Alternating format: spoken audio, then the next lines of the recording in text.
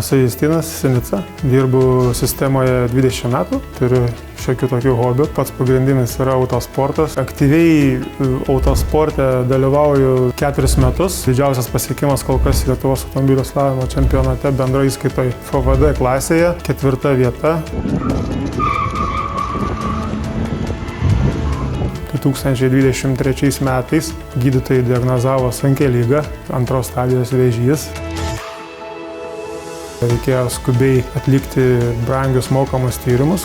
Radau puslapį paramopolicijai.lt. Ten viskas labai aišku, pasiskaičiau, pasižiūrėjau, parašiau elektroninį laišką.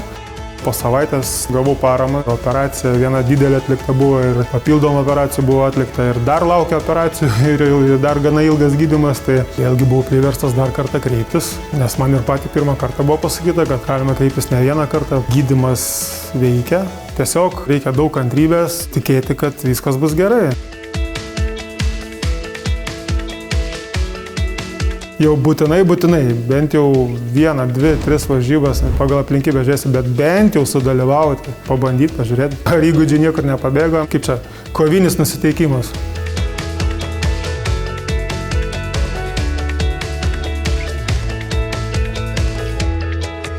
Tai buvo eilinis 20 metų spalio mėnesio rytas, į darbą ėjau su pakėlė nuotaika. Labai greitai sulaukiau skambučio iš mano darbovietės, kai tai pasidarė bloga. Pirmą kartą sužinojau tokią ligą, kai aneurizma, ir mano buvo kritinės būklės. Gyvenimas apsivertė aukštyn kojų. Po metų įvyko pagrindinė tragedija, nepasisekė medikam kaip suplanuota. Po operacijos būklė buvo labai prasta ir galų galiai ištiko klinikinė mirtis, gavau paramą. Tai yra sunkus žingsnis, kreiptis paramos kažkaip, jautiesi ne taip viduj. Jei matai žmogų, kad tau yra iš tikrųjų sunku, kitą kartą turi prašyti pas kažką ar pagalbos.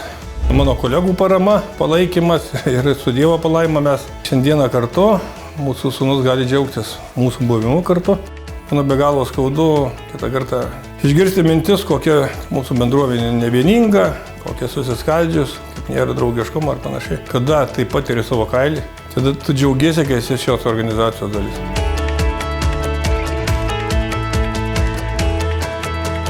Jau 5 metai, kai veikia Lietuvos policijos paramos fondas.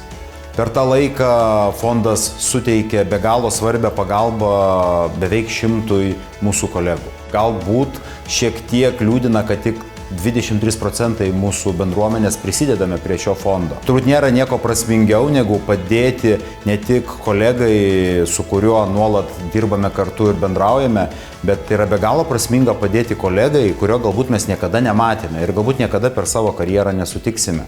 Tačiau paaukodami savo eurą, 2 eurus, 5 eurus per mėnesį galime išgelbėti to kolegos gyvybę, galim padėti kolegos vaikui, sutuoktiniai ir aš manau, kad tame glūdi labai didelė prasmė.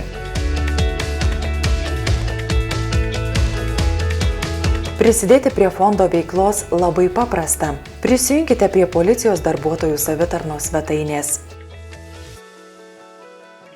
Pasirinkite skiltį Mano duomenys, darbo užmokestis. Spauskite Naujas prašymas. Atsidariusiame lange pasirinkite Paramos skyrimas.